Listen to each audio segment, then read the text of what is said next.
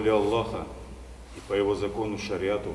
Сюжет буенча Ибн Фадланның Булгарга сәяхәте күрсәтелә. Багдад илчеләрен Олмышхан чакырган. Фильмда аны Кырым татары Әсән Билалов уйный. Рольгә керергә кыен булмаган, иң авыры сәгатьләр буе шушы 18 килограммлы хәрби киемнәрне киеп йөрү иде ди. Мен шымда Хан Алмушны ойнайым.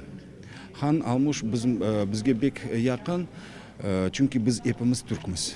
Біріншіден біз түркміз, екіншіден Қазан татармыз, Булгармыз, Кырым татармыз, екіншіден. Амма біріншіден біз епimiz түркміз. Актерларны бөтен Россиядән җыйганнар. Алар арасында профессионал артистлар да, белеме буенча башка һөнәр ияләре дә бар. Мин бу фильмда Шурабаш дигән геройны башкарам. Ул суварларның, хәзерге чуашларның бабалары була инде ул, патшасы.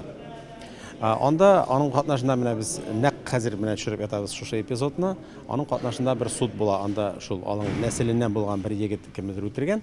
Шурабаш аны япламакчы була инде. Ә менә мөселман законнары эшли башлаган хәзер. Мин беренче тапкыр шушы фильмнарда катнашам. Минем өчен ул бик кызык. Минем ролем ул сугышчы. Мин сугышчы булып уйныйм.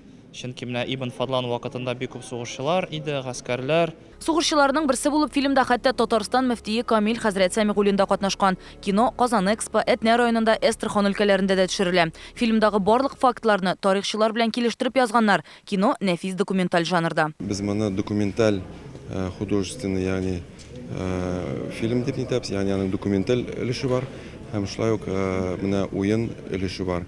Без инде монда менә бу уен өлешләрендә, уен сәхнәләрендә без ниндидер теге Болгар тормышыннан, Ибн Фадланның сәяхәте тормышыннан сәхнәләштерү, менә шундый теге күренешләр нинди кертәбез фильмга. Идел буе Болгар дәүләтендә ислам динен нинди шартларда кабул иткәннәр? Моңа ни сәбәп була? Фильмда шул сорауларга җаваплар булачак. Ибн Фадланның Иделгә сәяхәте фильмына 300 актер җәлеп ителгән. Фильм үзе якынча 2 сәгать тирәсе дәвам итәчәк. Аның премьерасы май ахырында булыр дип планлаштырыла. Киң аудиториягә исә аны соңрак тәкъдим итәчәкләр. Рания Абдрахманова, Данил Филатов, Яңа гасыр каналы.